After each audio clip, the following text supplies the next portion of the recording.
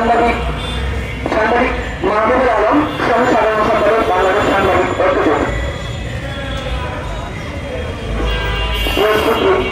আজকে আমরা সকলে এখানে যে বিষয়টি নিয়ে দাঁড়িয়েছি এটি খুবই মর্মান্তিক একটি বিষয়, যে আসলে ধর্ষণ এটা সারা বাংলাদেশে সবার জায়গাতে হয়, কিন্তু আমাদের দেশে যেটি হচ্ছে শিশু ধর্ষণ খুবই নির্মম একটি শব্দ হল, নির্মম ঘটনা হলে একটি শব্দ ঘটনা হচ্ছে যে শিশুদেরকে ধর্ষণ করে। যারাই শিশুদেরকে ধর্ষণ করে আসলে সেখান থেকে কি অর্জন করা যাবে না, কিন্তু এই যে শিশু ধর্ষণের এই যে শিশু ধর্ষণের বিরুদ্ধে অনেক সংগঠন অনেকে অনেক কথা বলছে, কিন্তু কিন্তু কোনোভাবে এটিকে আমরা প্রতিরোধ করতে পারছি না। আসলে এটি প্রতিরোধের জন্য সর্বপ্রথম যেটি দরকার সেটা হচ্ছে মানুষের যে মানবিক অবক্ষয় হয়েছে, সেই অবক্ষয় করতে সঠিকভাবে সঠিক একটি শিক্ষা, সঠিক একটি চিন্তাধারার পরিবর্তনের দরকার। এটি নিয়ে আসলে কেউ কথা বলছে না, কেউ কাজ করছে না। আমরা বিচার দেন সবসময়, কিন্তু বিচারের পূর্বে আপনি আজকে একজন ধর্ষকের বিচার করলেন, কিন্তু কালকে যে ঘটনাটি আবার পুনরাবৃত্তি ঘটবে না তারকে আমরা নিশ্চয় বলতে পারছি।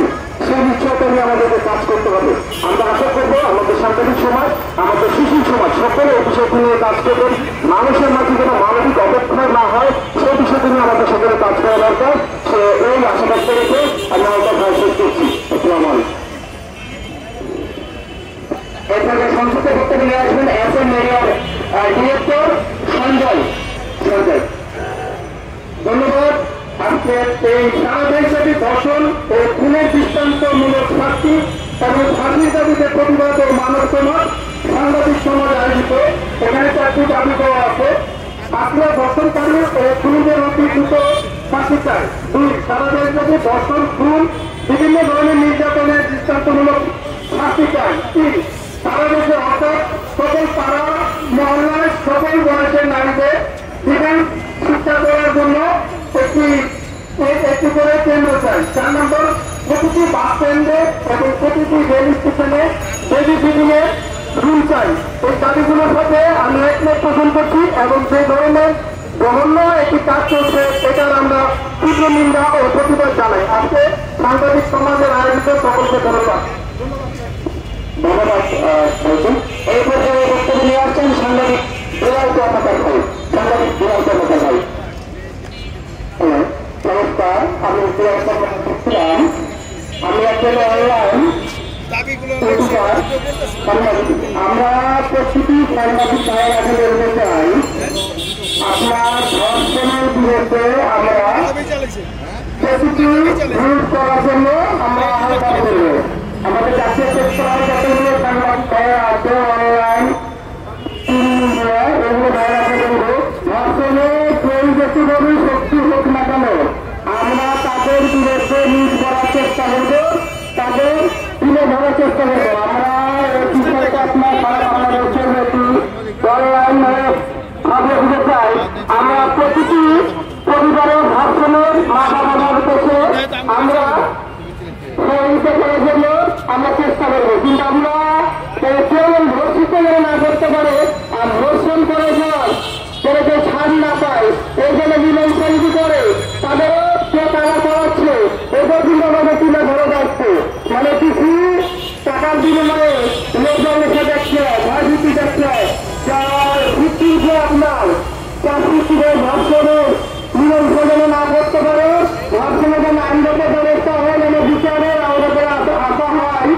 আর কি বলবো, পুলিশ বইরাকে চাকরিতে আপনারা নামটি বাদ দিবেন না।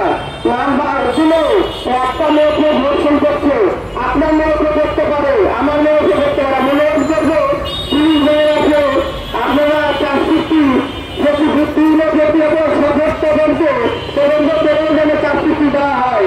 সেটা বলবো, আমি কিন্তু একজন পুলিশ সদস্য ছিলাম, চাকরি ছাড়ছি 5 বছর চাকরি করে পরে আমরা জানি যখন একজন তদন্ত কর্মকর্তা থাকে তখন টাকার বিনিময়ে চাকরি করে আপনার চাকরি দিয়ে নামতে বাদ দেওয়া হয়। এই ধরনের নাম বাদ নেওয়া হয়।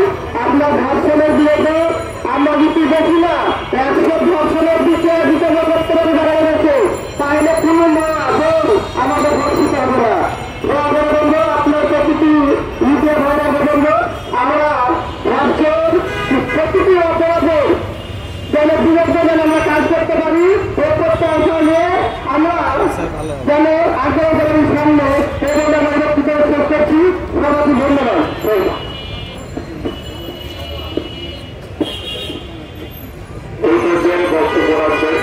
নিজামুদ্দিন খান, সদস্য সচিব, প্রস্তাবিত বাংলাদেশ কোম্পানির সমাজ।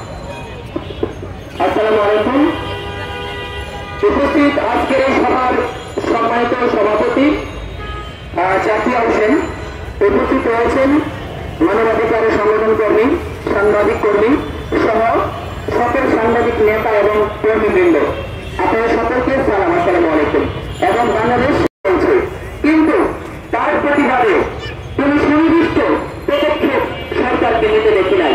যেমনটা বাংলাদেশ সরকার, আমরা আশা করছিলাম যে গণভোটের মাধ্যমে যে সরকার, অন্তর্বর্তীকালীন সরকার প্রতিষ্ঠিত হয়েছে, সেই সরকার দেশের সার্বিক নিরাপত্তা নিশ্চিত করবে এবং হত্যা, গুম, খুন, ধর্ষণের বিরুদ্ধে তারা অবস্থান নেবে। কিন্তু আমরা দেখতে পাচ্ছি আইন শৃঙ্খলার খুবই অবনতি।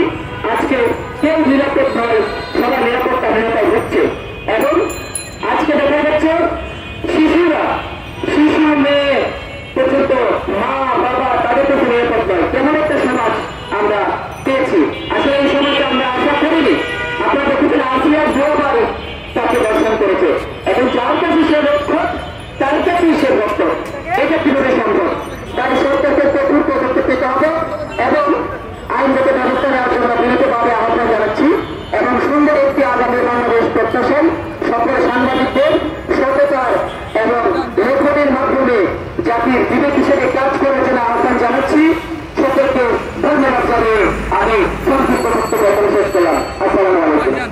মোহাম্মদ আলামিন খান, মোহাম্মদ আলামিন খান, সংবাদ প্রদান। সারা দেশে যেভাবে শিশুরা নির্যাতনের শিকার হচ্ছে, তাতে রাষ্ট্ররাজ্য নাগরিক হিসেবে, একজন সাংবাদিক হিসাবে সত্যি রাষ্ট্রের লক্ষিত।